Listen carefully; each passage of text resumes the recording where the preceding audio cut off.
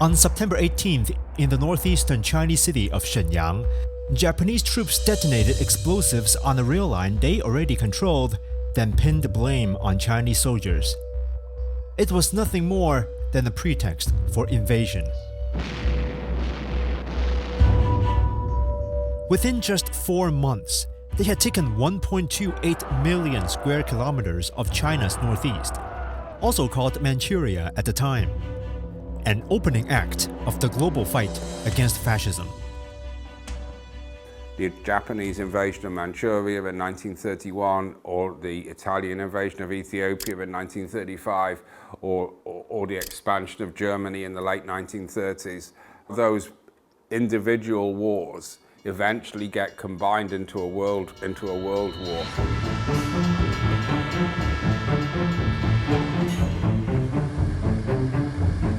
After the September 18th incident, a commission of foreign investigators checked into this hotel in Shenyang.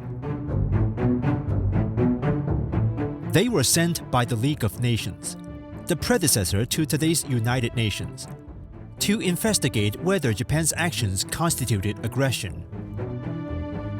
But what the investigators didn't know was that the stage had already been set. The aides by their side, handpicked. The crime scene, carefully arranged.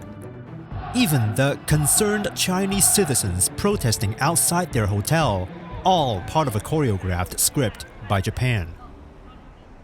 It was clear, if things went on like this, the truth will never see the light of day. That's when a group of Chinese civilians undertook a daring clandestine operation. We went to their base to recreate part of their true story. Inside this community center not far from where the commission was staying, a group of women sat around an organ and were sharing thoughts on music. But the calm was only surface deep. Suddenly, several agents working for Japan stormed in.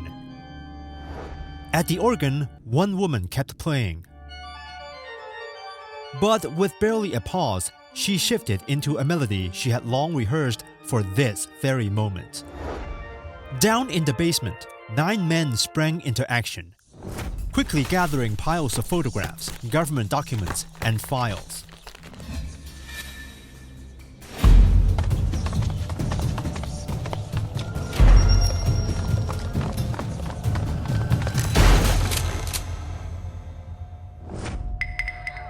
The men also had cards up their sleeves to evade the agents.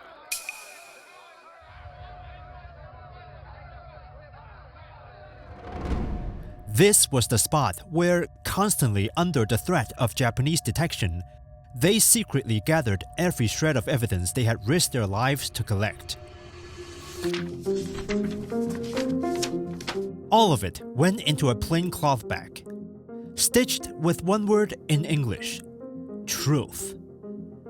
Then, through a trusted foreign friend, they smuggled it into the hands of the League of Nations Commission. These 9 intellectuals were led by Communist Party member Gong Tianmin. 这9个人呢，他们都有正当的职业，又有每个人的亲笔签名，虽然这个签名呢，可以说是把自己签到了一个死亡簿上，但是呢，他们这样有英文的说明，有英文的目录，而且又有国际友人作为背书，这样呢，作为国联调查团报告书的一个法律依据，是这个比较完备的。On February 24th, 1933, the League of Nations voted 42-1. Japan had violated international law. Found that the Japanese occupation of this large part of China was not justified on the ground of self-defense. In response, Japan became the first country to withdraw from the League. When Japan learned of the 9 patriots' deeds, the men paid a heavy price. 8 of them were captured and tortured, but not one yielded before they were released. The Chinese later came to know them as the Nine Gentlemen of Shenyang. 我们现在看到的就是国际上有关于9·18事变的一些报道，像有德国、有苏联、有美国、比利时。那当时他们实际上对这个事件是谴责的，但是采取的却是随性政策，也就助长了日本法西斯的侵略气焰。Imperial Japan labeled its aggression in northeast China merely as an incident. But for the Chinese people, this was war. Armed forces against the occupation emerged almost immediately. Their fight would last 14 years until the end of World War II, becoming the longest continuous armed resistance of the entire conflict. 日本方面的材料就承认，在这40年期间，东北抗日联军一共消灭了17.2万日本人，死和伤、俘在内。 The September 18th incident of 1931 marked the start of China's 14-year war of resistance against Japan. Soon, the flames of war would spread across the rest of the country.